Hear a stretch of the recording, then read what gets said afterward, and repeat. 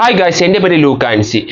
ഇന്നത്തെ വീഡിയോ നിങ്ങൾക്ക് എന്താണെന്നറിയാം. പക്ഷേ ഈ ടോപ്പിക്കിനെ പറ്റി, എന്തുകൊണ്ടാണ് ഈ സമരങ്ങൾ നടക്കുന്നത്, എന്തുകൊണ്ടാണ് ഈ ഇഷ്യൂസ് നടക്കുന്നതിനെ പറ്റി അറിയാത്തവർക്ക് വേണ്ടിയിട്ട് ഞാൻ ഷോർട്ടായിട്ട് ആദ്യം ഒരു എക്സ്പ്ലനേഷൻ തരാം. എന്നിട്ട് എൻ്റെ അഭിപ്രായങ്ങൾ ഞാൻ ഷെയർ ചെയ്യാം. ഫസ്റ്റ്, ഈ പ്രശ്നം ആദ്യം തുടങ്ങുന്നത് മെയിലാണ്. മെയിൽ നീറ്റ് എക്സാമിൻ്റെ ചോദ്യപേപ്പർ ചോർന്നതിന് ശേഷമാണ് ഈ ഒരു ഇഷ്യൂ തുടങ്ങുന്നത്. 20ഓളം കുട്ടികൾ ആത്മഹത്യ ചെയ്തു. ഈ നീറ്റ് എക്സാമിൻ്റെ ചോദ്യപേപ്പർ ചോർന്നത് കാരണം 20ഓളം കുട്ടികൾ ആത്മഹത്യ ചെയ്തു. 3 വർഷത്തിൻ്റെ ഇടയിൽ രണ്ടാമത്തെ തവണയാണ് ഇത് സംഭവിക്കുന്നത്. ഇത് മാത്രമല്ല, നീറ്റ് എക്സാമിൻ്റെ കാര്യത്തിൽ മാത്രമല്ല, recruitment, UGC net, police examination, അങ്ങനെ പല എക്സാമിനേഷൻ്റെയും ചോദ്യപേപ്പർ ലീക്കായി. മെയിൻലി ടെലഗ്രാമിലാണ് ലീക്കാകുന്നത്. ആ കാരണം കുട്ടികൾ ഡിപ്രഷനിലോട്ട് പോകുന്നു, ആത്മഹത്യ ചെയ്യുന്നു. ഇതിനൊക്കെ കാരണം എന്ന് പറഞ്ഞാൽ ഗവൺമെൻറ്റിൻ്റെ ഇറസ്പോൺസിബിലിറ്റിയാണ്. കാരണം ഈ ചോദ്യപേപ്പറിലൊക്കെ ലീക്കാകാൻ കാരണം ഗവൺമെൻറ്റിൻ്റെ ഭാഗത്തുള്ള തെറ്റാണ്. ഈ പ്രശ്നങ്ങൾ നടന്നുകൊണ്ടിരിക്കുന്ന സമയത്ത് ചീഫ് ജസ്റ്റിസ് ഓഫ് ഇന്ത്യ പറഞ്ഞൊരു കാര്യമാണ്, അൺഎംപ്ലോയിഡ് ആയിട്ടുള്ള യൂത്ത് കോക്രോച്ച്, പാറ്റകൾക്ക് തുല്യമാണ്. സമൂഹത്തിൽ നിന്ന് ഊറ്റി ജീവിക്കുന്ന പാറ്റകൾക്ക് തുല്യമായിട്ടാണ് ചീഫ് ജസ്റ്റിസ് ഓഫ് ഇന്ത്യ ഈ യൂത്തിനെ, ജെനിസഡ് ആയിട്ടുള്ള യൂത്തുകളെ പറഞ്ഞത്. അല്ലാതെ ഗവൺമെന്റിന്റെ ഭാഗത്തുള്ള തെറ്റോ അല്ലെങ്കിൽ നമുക്ക് കിട്ടാത്ത ഓപ്പർച്യൂണിറ്റീസിനെ പറ്റി ഒന്നും പറഞ്ഞില്ല. നമുക്ക് ജോലി കിട്ടാത്തത് അല്ലെങ്കിൽ ജോലി അവസരങ്ങൾ കിട്ടാത്തത് പോലും ജെനിസഡ് പാർട്ടികൾക്ക് ആയതുകൊണ്ടാണെന്നാണ് അവർ അങ്ങനെ പറയുന്നത്. പക്ഷേ അതൊരു വലിയ ഇഷ്യൂ ആയിട്ട് ആ സമയം നല്ലൊരു ഇഷ്യൂ ആയി. അങ്ങനെ ഇന്ത്യൻ പൗരനായ അമേരിക്കയിൽ വിദ്യാഭ്യാസത്തിന് പോയ അഭിജിത് ദീപ് കെ എന്ന് പറയുന്ന ഒരു വ്യക്തി കോക്രോച്ച് ജനതാ പാർട്ടി എന്ന് പറയുന്നൊരു പാർട്ടി തുടങ്ങി. അത് ഇൻസ്റ്റയിൽ. അത് BJP വെറും കുറച്ച് ദിവസങ്ങൾ കൊണ്ട് തന്നെ 2.5 കോടി കൂടുതൽ ജനങ്ങൾ ഫോളോ ചെയ്തു. ഇപ്പോൾ BJPയുടെ ഒഫീഷ്യൽ അക്കൗണ്ടിനെ കഴിഞ്ഞും ഫോളോവേഴ്സ് ഉണ്ട്. അങ്ങനെ അത് വലിയൊരു ഇഷ്യൂ ആയി. ആ അക്കൗണ്ട് പൂട്ടിക്കാൻ BJPക്കാർ കുറേ ശ്രമിച്ചു. പൂട്ടിച്ചു. പിന്നെ വീണ്ടും അത് റിവൈവ് ചെയ്ത് കൊണ്ടുവന്നതാണ്. അത് ആദ്യം കുറേ നാൾ പൂട്ടിച്ചു. പക്ഷെ അപ്പോൾ നമ്മുടെ ജനറേഷൻ അല്ലെങ്കിൽ നമ്മുടെ ഇന്ത്യൻ സിറ്റിസൺസ് തിരിച്ച് പ്രതികരിക്കുന്നത് അവർക്ക് കൊള്ളും. അങ്ങനെ തിരിച്ച് പ്രതികരിക്കുന്നവരെ അവരെന്തൊക്കെയാണ് പറയുന്നത്? ആൻറ്റി നാഷണലിസ്റ്റ്, ടെററിസ്റ്റ്, പാകിസ്ഥാനികൾ. അതൊക്കെ ഒരു മൈൻഡ് ഗെയിമിംഗ് ആണ്, മാനിപ്പുലേഷൻ ആണ്. നമ്മളെ എതിർക്കാതിരിക്കാനും ഇവരുടെയൊക്കെ ഈ ഫാസിസ്റ്റ് ആയിട്ടുള്ള ഗവൺമെന്റിനെ എതിർക്കാതിരിക്കാനുള്ള ഒരു മൈൻഡ് ഗെയിം, ഒരു മാനിപ്പുലേഷൻ ടാക്ടിക്കാണ്. അത് വീണാരും പോകരുത്.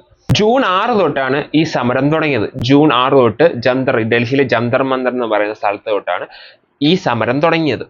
സോനം വാങ്ചങ് എന്ന് പറയുന്ന വ്യക്തി നിരാഹാര സമരം നടന്നു. 20 ദിവസത്തോളം നിരാഹാര സമരം നടത്തി. അങ്ങേറെ നിലപാട് എന്താണെന്ന് വെച്ചാൽ, മരിച്ചുപോയ ആത്മഹത്യ ചെയ്ത കുട്ടികളുടെ കുടുംബത്തിന് 1 കോടി രൂപ വെച്ച് കൊടുക്കുകയും എഡ്യൂക്കേഷൻ മിനിസ്റ്റർ രാജിവെക്കണമെന്നായിരുന്നു അദ്ദേഹത്തിന്റെ നിലപാട്. പക്ഷേ 20 ദിവസത്തോളം നിരാഹാര സമരം നടത്തിയെങ്കിലും അദ്ദേഹത്തെ ഫോഴ്സ്ഫുള്ളി ഹോസ്പിറ്റലിലേക്ക് പോലീസുകാർ കൊണ്ടുപോയി.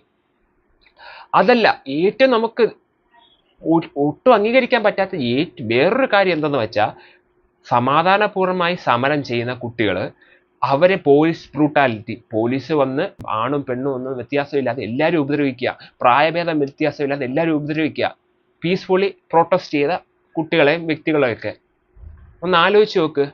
മനസ്സിലായില്ലേ? നമ്മുടെ റൈറ്റ്സ്, നമ്മുടെ അവകാശങ്ങൾക്ക്, നമുക്ക് ജസ്റ്റിസിന് വേണ്ടിയിട്ടാണ് ഇത് ചെയ്യുന്നത്. പക്ഷെ അതിന് ചോദ്യം ചെയ്യാൻ പാടില്ല. ആ ചോദ്യം ചെയ്താൽ നമ്മൾ ടെററിസ്റ്റായി, ആൻറ്റി നാഷണലിസ്റ്റായി, ആ മൈൻഡ് ഗെയിമിൽ നമ്മൾ വീണ് പോയില്ലെങ്കിൽ നമ്മളെ അടുത്ത് ഫിസിക്കൽ ടോർച്ചറിങ് തുടങ്ങും. അതാണ് ഇപ്പം നടന്നുകൊണ്ടിരിക്കുന്നത്.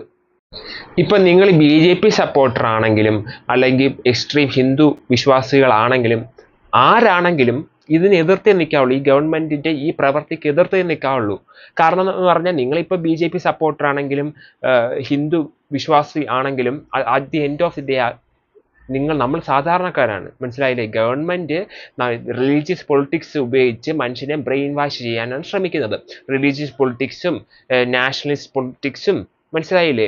അതനുസരിച്ച് നമ്മളെ ആദ്യം മൈൻഡ് ഗെയിം ചെയ്യാൻ നോക്കും, നമ്മളെ കൺട്രോൾ ചെയ്യാൻ നോക്കും. അവർക്ക് എന്ത് തോന്നിവാസം കാണിച്ചാലും നമ്മൾ അവരെ എതിർത്ത് പറഞ്ഞു കഴിഞ്ഞാൽ നമ്മൾ ആൻറ്റി നാഷണലിസ്റ്റ്, ടെററിസ്റ്റായി, നമ്മൾ ഇന്ത്യക്കെതിരായി എന്ന് മൈൻഡ് ഗെയിം ചെയ്ത് തുടങ്ങും. അതിൽ വീണില്ലെങ്കിൽ നമ്മൾ ഉപദ്രവിക്കും. അതിൽ നിങ്ങൾ BJP സപ്പോർട്ടറാണെന്ന് അവർ നോക്കൂല, ഹിന്ദു ആണെന്നോ ക്രിസ്ത്യൻ ആണെന്നോ മുസ്ലിം ആണെന്നോ അവർ നോക്കൂല. അവർക്കെതിരെ അവരെന്തെങ്കിലും തോന്നിവാസം കാണിക്കുമ്പോൾ നമ്മൾ എതിരായിട്ട് നിന്ന് കഴിഞ്ഞാൽ നമുക്ക് അവരെതിരായിട്ട് വരും. ഇതിവിടെ രാജഭരണമല്ല, മനസ്സിലായില്ലേ? ഡെമോക്രാറ്റിക് കൺട്രി ആണെന്നാണ് ഈ ഇന്ത്യയെ പറയുന്നത്, രാജഭരണമല്ല. നമ്മൾ പീസ്ഫുൾ ആയിട്ട് പ്രൊട്ടസ്റ്റ് ചെയ്യുമ്പോൾ പോലും നമ്മളെ ക്രൂരമായിട്ട് ഉപദ്രവിക്കുന്നവരെ നമുക്ക് ഡെമോക്രാറ്റിക് കൺട്രി എന്ന് പറയാൻ പറ്റൂല. അങ്ങനെയുള്ള ഗവൺമെന്റ് നമ്മളെ എതിർത്ത് തന്നെ നിൽക്കണം. ഇപ്പം നിങ്ങൾ ഇപ്പം ഈ വീഡിയോ കാണുന്ന നിങ്ങൾ BJP സപ്പോർട്ടറാണെന്ന് നമുക്ക് ഇമാജിൻ ചെയ്യാം. സാധാരണ ഒരു വ്യക്തിയാണ് നിങ്ങൾ. നിങ്ങളെ കുട്ടികൾ ഈ എഡ്യൂക്കേഷനാണ് പഠിച്ചുകൊണ്ട് വരുന്നത്, മനസ്സിലായില്ലേ? ഈ ഗവൺമെന്റിന്റെ ഗവൺമെന്റിന്റെ കീഴിലാണ് നമ്മൾ ജീവിക്കുന്നത്. അവരുടെ തോന്നിവാസത്തിന് എല്ലാത്തിനും നമ്മൾ അങ്ങ് വിട്ടുകൊടുത്തു കഴിഞ്ഞാൽ നമ്മൾ BJP കാരണം അപ്പം BJP എന്ത് തോന്നിവാസം കാണിച്ചാലും നമ്മൾ സപ്പോർട്ട് ചെയ്യണം. അങ്ങനെയല്ല വേണ്ടത്. BJP ആയാലും കമ്മ്യൂണിസ്റ്റ് ആയാലും കോൺഗ്രസ് ആയാലും ഒരു ഗവൺമെന്റ് അവിടുത്തെ ആൾക്കാരുടെ സിറ്റിസൺസിന്റെ റൈറ്റ്സിന് എതിരായിട്ട് പ്രവർത്തിച്ചാൽ നമ്മൾ തിരിച്ച് പ്രതികരിക്കണം. നമുക്കെല്ലാവർക്കും ഇപ്പം നിങ്ങൾ BJP സപ്പോർട്ടറായിരിക്കാം, LDF സപ്പോർട്ടറായിരിക്കാം, UDF സപ്പോർട്ടറായിരിക്കാം. ആ സപ്പോർട്ടിന് മുന്നേ ആദ്യം വേണം നമ്മൾ ഒരു ബോധമാണ്. നമ്മൾ സാധാരണ മനുഷ്യരാണ്. നമുക്ക് ആദ്യം വേണ്ടത് ഹ്യൂമാനിറ്റിയാണ്, മനുഷ്യത്വമാണ് നമുക്ക് ആദ്യം വേണ്ടതെന്ന് മനസ്സിലാക്കണം. സാധാരണ മനുഷ്യരെ നമുക്ക് ഉണ്ടാകത്തുള്ളൂ. ഇപ്പം ഈ സമരം ചെയ്യുന്ന പിള്ളേർ പോലും സാധാരണ ജനങ്ങൾ, നമ്മളെപ്പോലെ സാധാരണ ജനങ്ങൾക്ക് വേണ്ടി സമരം ചെയ്യുന്നതാണ്. അടി ഇടിയൊക്കെ കൊള്ളുന്നത് സാധാരണ ജനങ്ങൾക്ക് വേണ്ടിയിട്ടാണ്. ഗവൺമെന്റ് അവർ സ്വന്തം ബെനിഫിറ്റിന് വേണ്ടിയിട്ടാണ് ആ സാധാരണ ആയിട്ടുള്ള ജനങ്ങളെ ഉപദ്രവിക്കുന്നത്. മനസ്സിലായില്ലേ? നിങ്ങളത് ആദ്യം മനസ്സിലാക്കണം. ഇപ്പോൾ എല്ലാ BJP മാത്രമല്ല, ഏത് പാർട്ടിയാണെങ്കിലും ഇപ്പോൾ LDF ഭരിച്ചുകൊണ്ടിരുന്നപ്പോൾ PSC ലിസ്റ്റിൽ ഇല്ലാത്ത ആൾക്കാരെ വരെ ജോലിയിലോട്ട് കയറ്റി. പക്ഷെ PSC ലിസ്റ്റിലുള്ള ആൾക്കാരെ ജോലിയിൽ കയറ്റിയില്ല. മനസ്സിലായില്ലേ? കാരണം SFI അല്ലെങ്കിൽ LDFന്റെ പാർട്ടിയിലുള്ള കുട്ടികളെ അവർ PSC ടെസ്റ്റ് പോലും എഴുതാതെ ജോലിയിലോട്ട് കയറ്റിയ കാര്യങ്ങൾ നമുക്കറിയാം. സോ ഇത് BJPയുടെയോ LDFന്റെയോ ODFന്റെയോ കാര്യമല്ല. ഇത് ഒരു സ്പെസിഫിക് പൊളിറ്റിക്കൽ പാർട്ടിയുടെ കുഴപ്പം മാത്രമല്ല, എല്ലാ പൊളിറ്റിക്കൽ പാർട്ടിയുടെയും കുഴപ്പമാണ്. ഇന്ത്യയിലുള്ള എല്ലാ പൊളിറ്റിക്കൽ പാർട്ടിയും കറപ്റ്റഡ് ആണ്. സിസ്റ്റം മൊത്തത്തിൽ കറപ്റ്റഡ് ആണ് ഇന്ത്യയിൽ. പക്ഷെ നമ്മുടെ റൈറ്റ്സിനെതിരായിട്ട് അവർ പ്രവർത്തിക്കുമ്പോൾ നമ്മൾ അത് തിരിച്ച് ഫൈറ്റ് ചെയ്യണം. അവർ നമ്മുടെ റൈറ്റ്സിന് എതിരായിട്ട് പ്രവർത്തിക്കുമ്പോൾ, നമ്മളെ ജസ്റ്റിസിന് എതിരായിട്ട് പ്രവർത്തിക്കുമ്പോൾ നമ്മളത് കൈയും കെട്ട് നോക്കി അവരെ സപ്പോർട്ട് ചെയ്യല്ല വേണ്ടത്. നമ്മൾ കോൺഗ്രസ്, UDF, LDF, BJP എന്നൊക്കെ പറഞ്ഞ് നമ്മളെ കൊന്നാലും വേണ്ടില്ല, നമ്മുടെ കുടുംബത്തെ കൊന്നാലും വേണ്ടില്ല, നമ്മളത് സപ്പോർട്ട് ചെയ്യുമെന്ന് പറഞ്ഞല്ല നിൽക്കേണ്ടത്. നമ്മുടെ റൈറ്റ്സിന് എതിരായിട്ട് ഏത് പാർട്ടിയിലുള്ളവർ വന്നാലും, ഏത് പൊളിറ്റിക്കൽ പാർട്ടി വന്നാലും, ഏത് ഗവൺമെന്റ് വന്നാലും നമ്മൾ അതിനെതിരെ ഫൈറ്റ് ചെയ്യണം, എതിരെ പ്രൊട്ടസ്റ്റ് ചെയ്യണം. അങ്ങനെയാണ് വേണ്ടത്. നമ്മുടെ റൈറ്റ്സ്, നമ്മുടെ അവകാശങ്ങളെ നമ്മൾ സ്വയമേ സംരക്ഷിച്ചിട്ടേ പാടുള്ളൂ മറ്റു പാർട്ടികളെ സപ്പോർട്ട് ചെയ്യുന്നത്.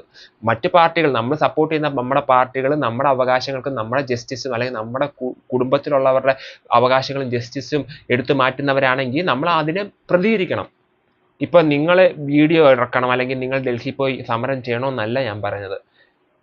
സോഷ്യൽ മീഡിയയിൽ ഇപ്പോൾ കോക്രോച്ച് ജനതാ പാർട്ടി തുടങ്ങിയപ്പോൾ സോഷ്യൽ മീഡിയയിൽ BJP ഒഫീഷ്യൽ അക്കൗണ്ടിനെ കഴിഞ്ഞും ഫോളോവേഴ്സും സപ്പോർട്ട് കിട്ടുന്നത് കണ്ടപ്പോൾ അവർ ഗവൺമെന്റ് പാനിക്കായി. അതുകൊണ്ടാണ് ആ ഇൻസ്റ്റാ പേജ് ഡിലീറ്റ് ചെയ്യാൻ വേണ്ടി അവർ ശ്രമിച്ചത്. അതുകൊണ്ട് ഇങ്ങനെ ഇവിടെ എതിർത്ത് സംസാരിക്കുമ്പോൾ, അല്ലെങ്കിൽ ഗവൺമെന്റിന്റെ ഫാസിസ്റ്റ് അല്ലെങ്കിൽ ഇറസ്പോൺസിബിലിറ്റി എതിർത്ത് നമ്മൾ സംസാരിക്കുമ്പോൾ, നമ്മുടെ റൈറ്റ്സിന് വേണ്ടി നമ്മൾ സംസാരിക്കുമ്പോൾ നമ്മൾ അത് കൂടുതൽ സപ്പോർട്ട് ചെയ്യുക. അല്ലാതെ നമ്മുടെ BJP പാർട്ടിയാണ്, നമ്മൾ ഹിന്ദു ആണെന്നും പറഞ്ഞ് കണ്ണുമടച്ച് എന്തും സപ്പോർട്ട് ചെയ്ത് കൊടുക്കുകയല്ല വേണ്ടത്.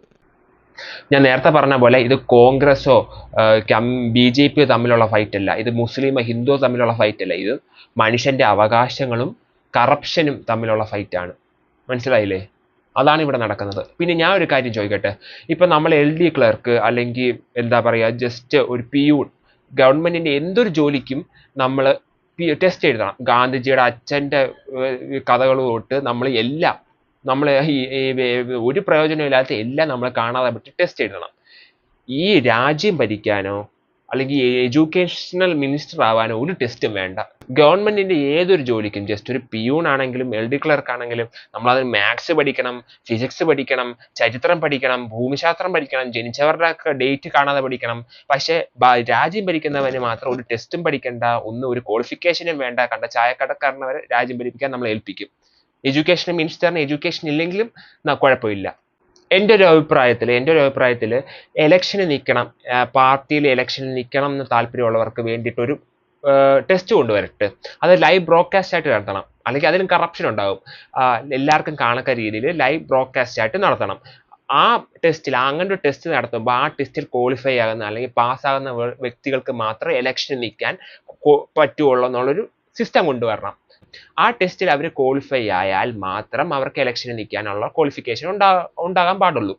ഇപ്പം അത് ലൈവ് ബ്രോഡ്കാസ്റ്റ് ആയിട്ട് നടത്തണം. ഇപ്പം ഈ ടെസ്റ്റ് നടത്തുമ്പോൾ ലൈവ് ബ്രോഡ്കാസ്റ്റ് ആയിട്ട് എല്ലാവർക്കും കാണക്ക രീതിയിൽ നടത്തണം, അല്ലെങ്കിൽ അതിലും കറപ്ഷൻ ഉണ്ടാകും, അതിലും ഫ്രോഡ് പരിപാടി ഉണ്ടാകും.